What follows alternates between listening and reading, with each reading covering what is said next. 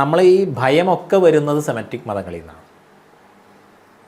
ഇപ്പം നമ്മൾ ഈ മതങ്ങളെ എടുത്തു നോക്കിക്കഴിഞ്ഞ് കഴിഞ്ഞാൽ അത് ഒരിത്തിരി ഒരു വിവാദമൊക്കെ ആകുന്ന ഒരു പരാമർശമായിരിക്കാം. ഞാനിപ്പോൾ ആദ്യമായിട്ടാണ് ഒരു പൊതു ഇതിലത് പറയുന്നത്. നേരത്തെ ഞാൻ പറഞ്ഞല്ലോ, നമ്മുടെ ഭാവം എന്താണ് അതിനനുസരിച്ചിട്ടാണ് ഇതിൻ്റെ തുടർച്ച ഉണ്ടാവുക എന്നുള്ളത്.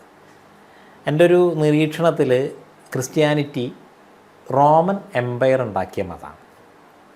അപ്പോൾ അതുകൊണ്ട് ഒരു സാമ്രാജ്യത്വത്തിൻ്റെ ഏറ്റവും വലിയ ആവശ്യം ഈ സാമ്രാജ്യം ഭംഗിയായി കുഴപ്പങ്ങളൊന്നുമില്ലാതെ വികസിച്ചുകൊണ്ട് മുന്നോട്ട് പോകണം എന്നുള്ളതാണ്.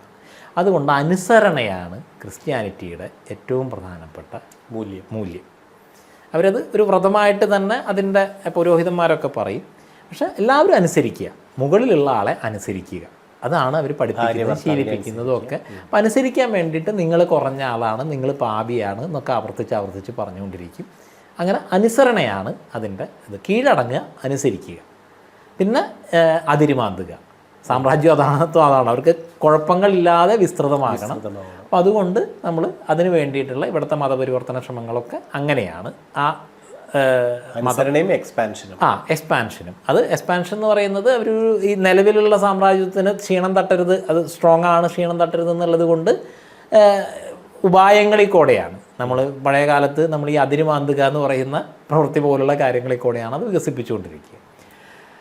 ഈ ഇസ്ലാം ഇതിനെ സംബന്ധിച്ചിടത്തോളം ആണെങ്കിൽ ഇപ്പുറത്ത് വന്ന പോലെ ആക്രമണമാണ്. അതായത് അരക്ഷിതനായിട്ടുള്ള ഒരു ഗോത്ര നേതാവ്, അതായത് ആക്രമിച്ചുകൊണ്ടാണ് മുഹമ്മദ് എല്ലാം കീഴ്പ്പെടുത്തിയിരിക്കുന്നത്. സ്ത്രീകളെ ആയിക്കോട്ടെ, മറ്റുള്ള ഗോത്രങ്ങളെ ആയിക്കോട്ടെ, എല്ലാം ആക്രമിച്ചുകൊണ്ടാണ് കീഴ്പ്പെടുത്തിയിരിക്കുന്നത്. അപ്പം അതുകൊണ്ട് തന്നെ എപ്പോഴും ഒരു ശത്രുവിനെ കണ്ട് അത് ആക്രമിച്ചുകൊണ്ടിരിക്കുക, ഒരു അപരനെ കണ്ട്, ഒരു കാഫിറിനെ കണ്ട് ആക്രമിച്ചുകൊണ്ടിരിക്കുക. അതിപ്പോൾ ഏറ്റവും താഴെയാണെങ്കിലും ഒരു മതം, ആ മതം പരിശീലിക്കുന്ന ഒരാളെ സംബന്ധിച്ചിടത്തോളം അതുണ്ട്. അപ്പം നമ്മൾ പറയും ആ മതമുള്ളിടത്തൊക്കെ തീവ്രവാദമുണ്ട്. കാരണം ഇതാണ് അതിൻ്റെ ഉത്ഭവത്തിന് നിദാനമായിട്ടുള്ള സങ്കല്പം. ഈ കമ്മ്യൂണിസം ആണെന്നുണ്ടെന്നുണ്ടെന്നുണ്ടെങ്കിൽ ലക്ഷണമൊത്തൊരു സൈക്കോപാത്താണ് കാൾ മാർക്സ്. ഏംഗൽസിനോടുള്ള അസൂയയിൽ നിന്നാണ് ഇത് മുഴുവൻ ഉണ്ടായിരിക്കുന്നത്.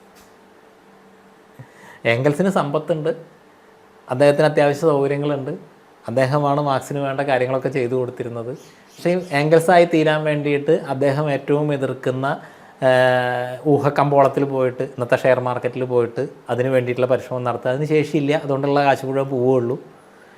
അപ്പോൾ കേട്ടാലേ, അതായത് ഒരു കപ്പലണ്ടി കച്ചവടം നടത്തുന്ന ഒരാൾക്ക് പോലും കേട്ടാൽ അബ്സേർഡ് എന്ന് തോന്നുന്ന മിച്ചമൂല്യ സിദ്ധാന്തം എന്ന് പറയുന്ന ഒരു സംഗതി ഉണ്ടാക്കുക.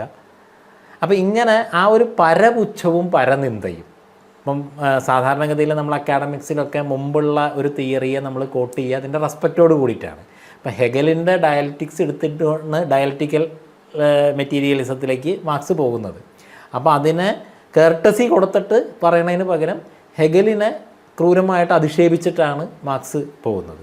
അതുപോലെ ഒരു ആഫ്രിക്കൻ വംശജനെ കുറിച്ച്, അദ്ദേഹം അവിടുത്തെ ജോലി കാര്യങ്ങളൊക്കെ ചേരുന്ന ആളാണ്, വൃത്തികെട്ട നീഗ്രോ, റോസല്ല എന്നൊക്കെയാണ് അദ്ദേഹം നോട്ട് ചെയ്യുന്നത്. വംശീയമായും അങ്ങനെ പരപുച്ഛവും പരനിന്ദയുമാണ് അതിൽ അന്തർലീനമായി കിടക്കുന്ന ഒരു ഭാവം.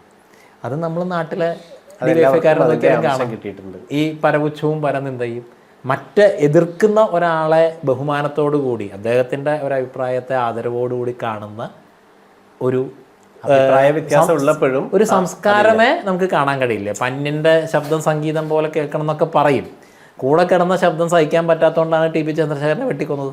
അപ്പം ഇത്തരത്തിലുള്ളൊരു സംഗതി തുടർന്നുകൊണ്ടേയിരിക്കും. അതേസമയം ഭാരതത്തിലാണെങ്കിൽ എല്ലാം നേടി, ഭാരതം ത്യാഗത്തിൻ്റെ സന്യാസത്തിൻ്റെ നാട് എന്നൊക്കെ പറഞ്ഞാലും പഴയ കാലത്ത് പ്രതാപം, ഏറ്റവും സമ്പന്നമായ, അറിവിൻ്റെ കാലത്ത് ഏറ്റവും വികസിതമായ ഒക്കെ ഭൂപ്രദേശമായിരുന്നു ഭാരതം.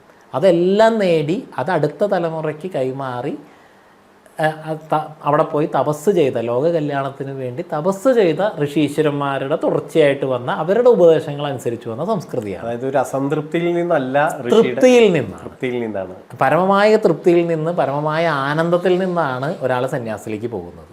അപ്പോൾ അവിടെ നിന്ന് വരുന്നതും അതാണ്. അവർക്കൊന്നും നേടണ്ട, ഒരാളെയും കൂട്ടണ്ട, സ്വസ്ഥമായിട്ടിരുന്നാൽ മതി, ശാന്തി ഉണ്ടായാൽ മതി. അപ്പോൾ അതുകൊണ്ട് ഒരു പാകതയും നമ്മുടെ സംസ്കൃതിയിൽ കുറച്ച് കൂടുതലായിട്ട് കൂടിയുണ്ട്. അതുകൊണ്ടാണ് ഭാരതം എല്ലാ ധർമ്മങ്ങളെയും ആശ്ലേഷിച്ച സംസ്കൃതിയായിട്ട് പറയുന്നത്. അപ്പോൾ ഈ ഒരു നമ്മൾ ഈ വൈദേശികമായിട്ടുള്ള ആശയങ്ങളിൽ ചെന്ന് കുടുങ്ങിപ്പോയിട്ട് അത് നമ്മുടെ ധർമ്മവും അതുപോലെയാണ് എന്ന് തെറ്റിദ്ധരിക്കുന്ന ഒരവസ്ഥ ഇന്നുണ്ട്. ഇപ്പം 3 കാര്യങ്ങളാണ് പറഞ്ഞത്: കൃതജ്ഞത, സ്വാതന്ത്ര്യം, ധൈര്യം. അപ്പോൾ ഈ സംസ്കൃതിയിൽ നിൽക്കുന്ന ഒരാൾക്ക് അതിൽ സെമറ്റിസം കൊണ്ട് കലർത്തിയാൽ നമുക്ക് ഭയവും ഇതൊക്കെ വരും. അല്ലെങ്കിൽ ധീരകളുടെ സംസ്കാരമാണ് ഈ ഗോഡ് ഫിയറിങ് എന്നുള്ള കോൺസെപ്റ്റിന് പകരം അത് ആത്മാന്വേഷണത്തിൻ്റെ ഒരു ധീരമായ യാത്രയാണ് നമ്മുടെ നാട്ടിൽ സ്പിരിച്വാലിറ്റി. അതെ, ഈ പുറത്തുള്ള ഒന്നിനെയാണ് നമ്മൾ ഭയപ്പെടുക. ഞാൻ തന്നെയാണേ ദൈവം.